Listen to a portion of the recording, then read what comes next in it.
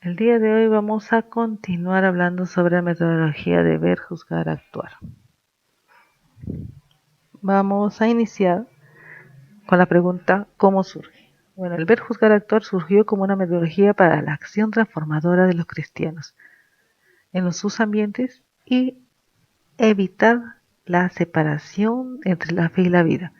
Es decir, todo lo que Cristo nos ha enseñado, nos ha dejado en la Sagrada Escritura, el Evangelio, su mensaje, cuyo corazón principal del Evangelio es Cristo, como sabemos, no puede estar desvinculada con nuestra vida cotidiana. Todo lo que contemplamos, todo lo que nos pasa o pase a la sociedad, todo puede ser iluminado con el mensaje de Jesucristo. No importa el tema que sea, siempre vamos a encontrar una respuesta con él. Entonces, en Medellín, en el año 1968, la Iglesia Latinoamericana se reúne y propone esos tres momentos. Y Juan XXIII lo reafirma en una encíclica. Él dice que es siempre un momento oportuno para reflexionar en estas tres fases y sobre todo llevarlas a la práctica en nuestra realidad. La conferencia, la quinta conferencia episcopal de Aparecida en el año 2007, en la última, vuelve a retomar el método de ver, juzgar, actuar. Este documento continúa la práctica del método ver, juzgar, actuar utilizado en anteriores conferencias generales del episcopado latinoamericano. Hemos visto la primera, que fue en el 1968. En la primera que se habló de ver, juzgar, actuar, ¿no? Antes fue Río de Janeiro, años atrás. Entonces, en Aparecida es un documento conclusivo, habla sobre este tema y nos da luces cómo debe ser la educación, tanto en Santo Domingo, la anterior Aparecida y como la actual. Bueno, la actual, en lo que es Aparecida, en el número 338, propone que la educación debe ser íntegra, transversal en todo el currículo, teniendo en cuenta el proceso de formación para encontrar a Cristo y para vivir como discípulos y misioneros suyos. Y por ello tiene que estar insertado en todo el proceso de la educación. Entonces todos los colegios católicos, instituciones católicas, estamos llamados a ello. Y en Santo Domingo también afirman y hablan sobre el maestro, su responsabilidad muy importante en esta etapa. Tiene que partir que ningún maestro educa sin saber para qué educa y que debe existir un proyecto educativo que construya a la luz de Jesucristo. Incluso hay una parte muy fuerte, importante de recalcar, que el maestro es indispensable que tenga un perfil humano, académico y cristiano, porque de ellos depende la construcción de la persona. Comenzamos los momentos. Ver es a partir de los hechos concretos de la vida cotidiana. Nuestra mirada no es pues neutra o es indiferente. ¿Qué vemos? ¿Qué contemplamos? ¿Por qué está pasando este hecho? Este problema? Aspectos también no solo negativos, sino positivos. En nuestra sociedad, la familia, que es el centro y el núcleo principal, ¿cómo está? Podemos partir desde las noticias, no solo desde imágenes, figuras, dibujos, las noticias, en la televisión, que nos habla de nuestra misma familia, nuestra vida. Una vez que hemos visto,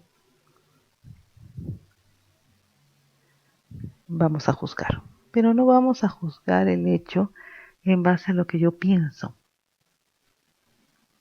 sino se trata de escuchar la palabra de Dios. ¿Cómo vamos a escuchar a Dios? ¿Dónde encontramos a Jesús?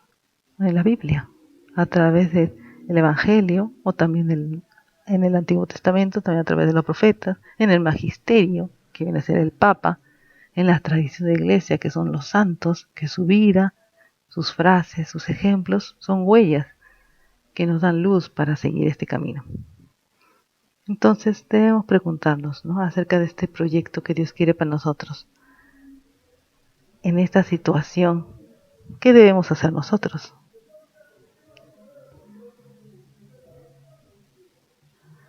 Y enseguida vemos el actuar. Y justamente el actuar son las acciones, son las tareas y quehaceres, de acuerdo al juicio de la situación según el plan de Dios. El juicio, o sea, la parte de juzgar, de escucharlo a Él.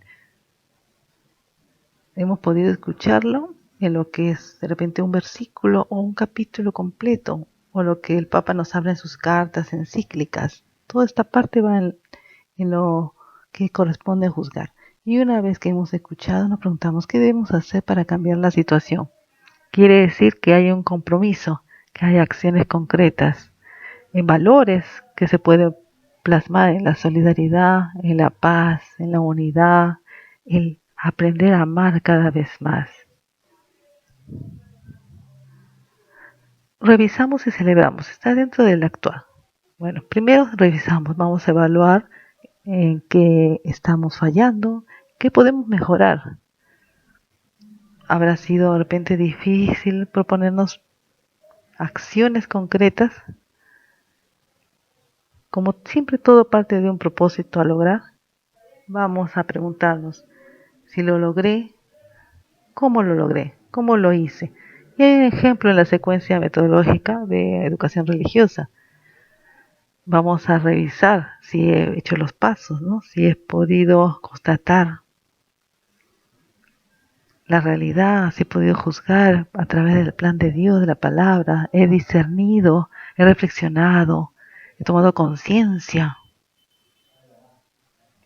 Y luego si he actuado, he hecho un compromiso mirándome a mí mismo, frente a la realidad, frente a la iglesia, frente a la naturaleza. O sea, son aspectos, dimensiones que nunca nos debemos olvidar, lo personal, lo social, lo eclesial, lo ecológico. Entonces todo eso lo revisamos, nos evaluamos. Y al final vamos a celebrar.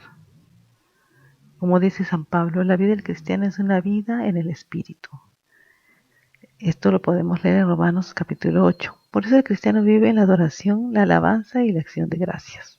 Podemos cantar, podemos orar en familia o crear nuestra propia oración, ¿no?, rezar el rosario. Todos somos comunidad y por eso nos alegramos, porque la iglesia sí va creciendo en espíritu y en verdad, como dijo Jesucristo. Entonces, el deber juzgar, actuar, lo vemos en base a la Santísima Trinidad. El deber con los ojos de Dios Padre, amoroso. Juzgamos a la luz que es Cristo en sus enseñanzas y actuamos con ayuda del Espíritu Santo. Esos serían los 3 momentos importantes para no olvidar.